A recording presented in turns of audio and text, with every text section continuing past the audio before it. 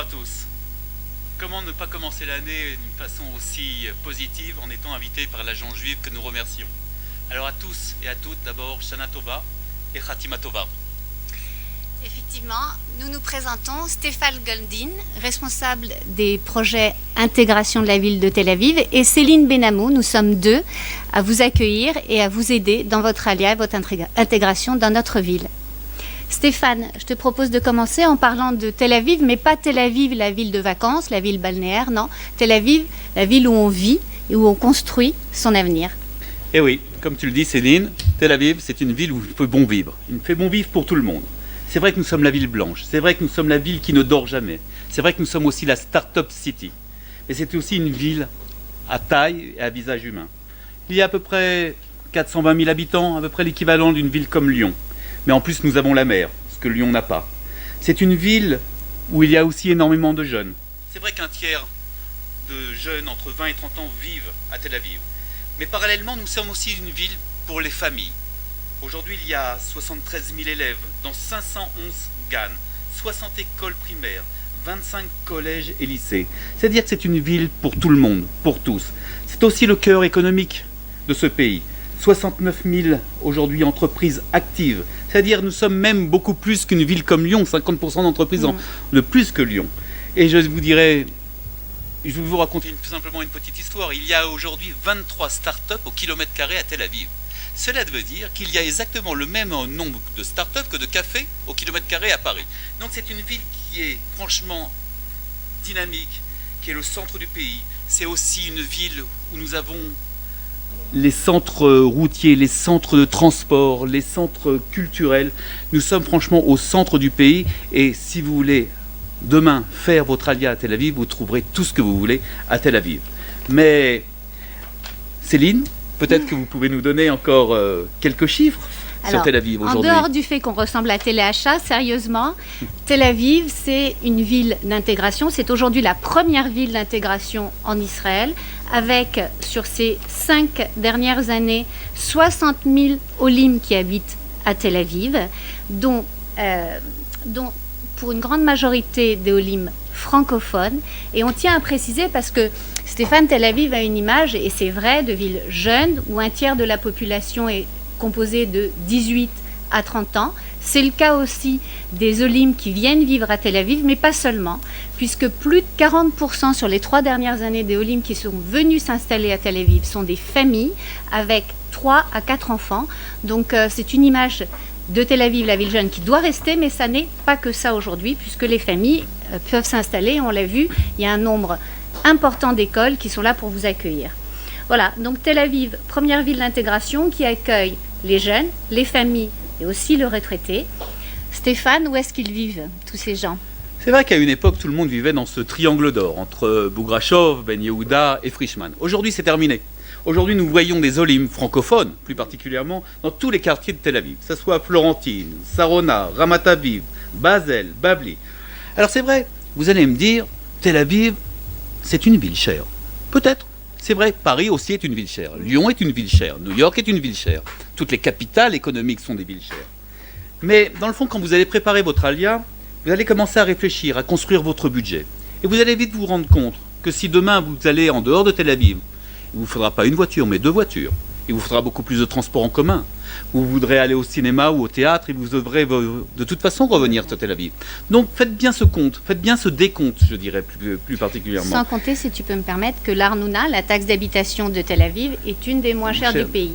Donc c'est important quand vous construisez vos budgets, parce que ça, en dehors du fait Tel Aviv ou autre ville, quand vous faites votre alia, c'est important de construire votre budget pour prévoir les mois à venir et les mois d'installation, d'intégrer l'ensemble des coûts liés au logement.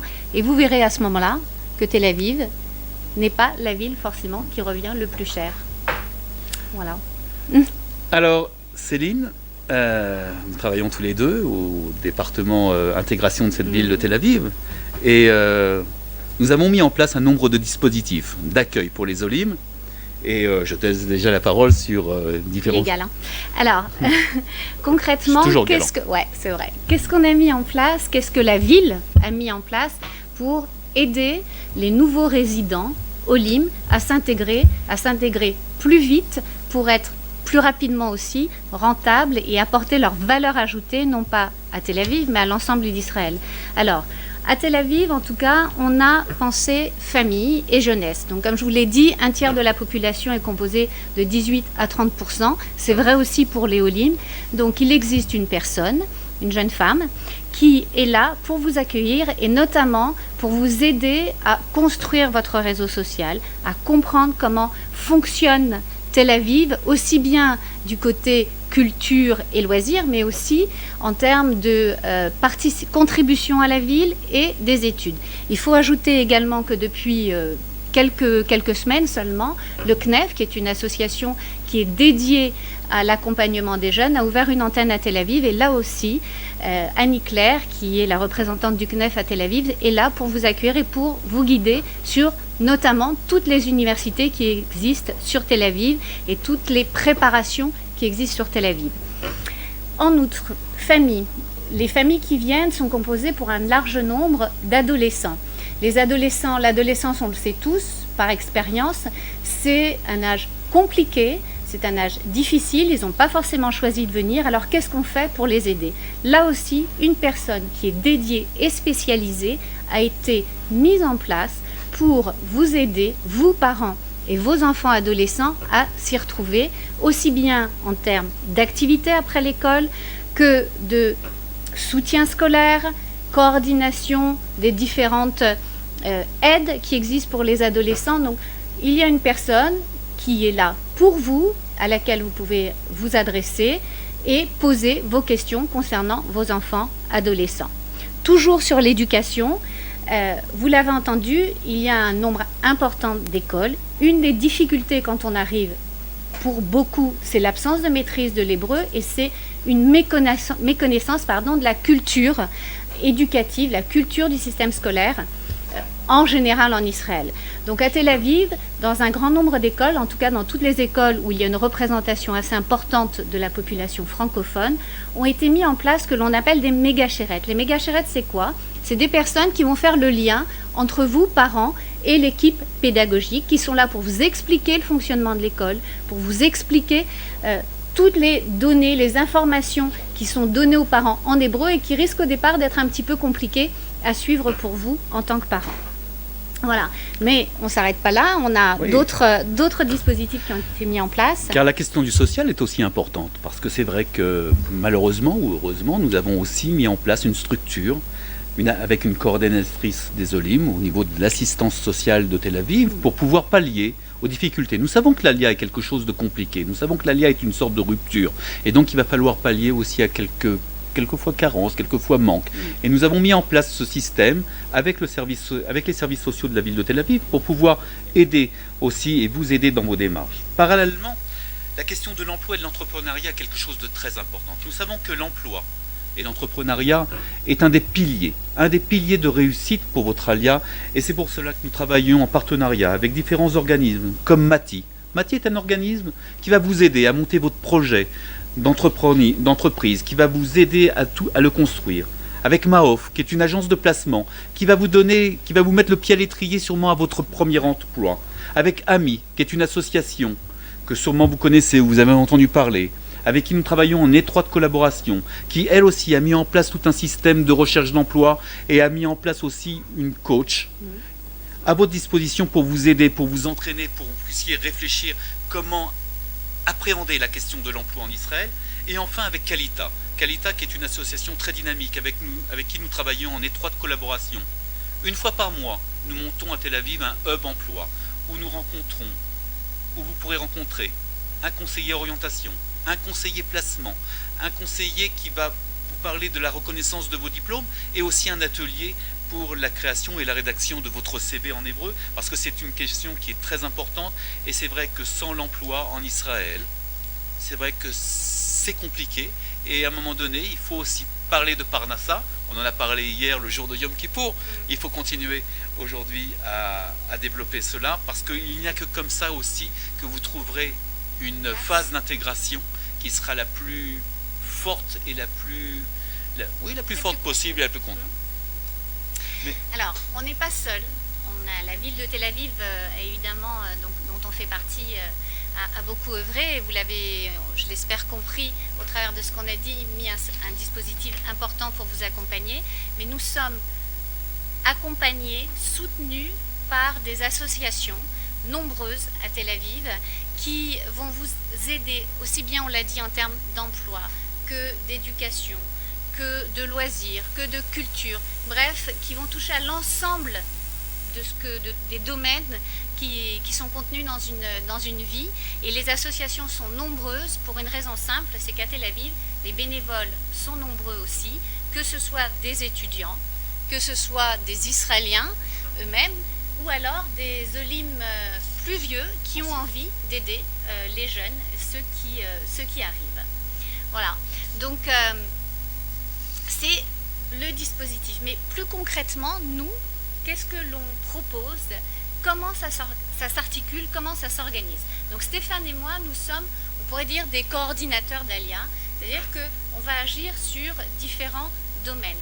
On va dans un premier temps travailler sur un accompagnement personnalisé, c'est-à-dire qu'on va vous recevoir, si vous le souhaitez évidemment, individuellement, on va faire le point avec vous et on vous accompagnera dans vos premières démarches, premiers pas et dans l'orientation qui sont les meilleures, les plus efficientes dans vos projets individuels de vie.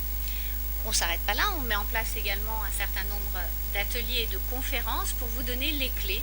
L'idée, vraiment, c'est de vous aider à gagner du temps dans votre intégration pour que vous soyez, encore une fois, le plus efficace possible et le plus heureux dans votre intégration. Voilà. Donc, si tu me permets, Céline, je dis souvent que dans le fond, nous sommes une sorte de Waze.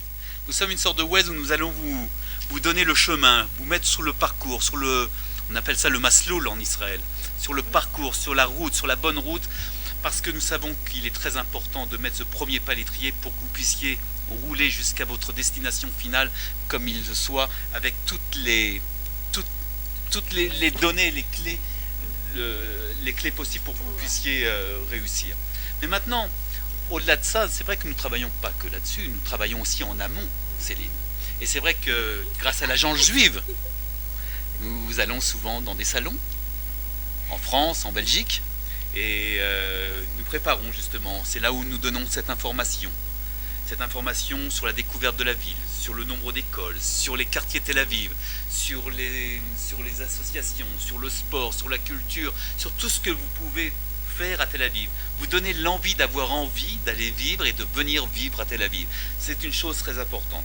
Parallèlement à ça, comme le disait à l'instant Céline, nous travaillons après en aval, une fois que vous avez fait votre alia.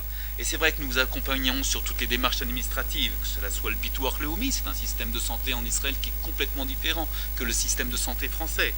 Sur les questions, tout ce qui est bureaux, je dirais, gouvernementaux, sur les questions aussi d'armée, parce que c'est vrai que c'est une question importante. Vous allez venir avec des enfants qui vont demain être des soldats, qui vont venir défendre l'État d'Israël, parce que on doit aussi donner quelque chose à l'État d'Israël, c'est quelque chose d'important. Et donc là-dessus, nous vous aidons dans toutes vos démarches. Nous vous aidons, et c'est vrai que Céline est là à côté de moi, et c'est vrai qu'elle souvent elle s'en occupe sur toutes les questions scolaires, sur toutes les questions d'inscription de vos enfants dans les crèches, dans les GAN, dans les collèges, dans les lycées. Et nous vous accompagnons sur tous vos projets personnalisés, vos projets de vie. Nous sommes là, comme je l'ai dit auparavant, une sorte de Waze. Nous vous tenons la main, et à un moment donné, on vous lâche la main, parce qu'à un moment donné, il faut aussi apprendre à se débrouiller par soi-même. Mais c'est un accompagnement, tout simplement. Nous sommes une sorte de boussole, nous vous donnons la bonne direction, et à vous de prendre ce chemin et, je dirais, d'en bénéficier et d'avancer. Alors, Stéphane et moi, on a vécu l'expérience de l'Alia il n'y a pas si longtemps que ça. Moi, ça fait 6 ans, je suis arrivée avec 4 enfants, lorsque je suis arrivée, évidemment, 4 enfants et mon mari, il ne faut pas que j'oublie. Lorsque on est arrivé, mes enfants avaient entre 2 et 15 ans, donc autant vous dire qu'on a expérimenté la crèche, le GAN, les primaires, le collège, etc.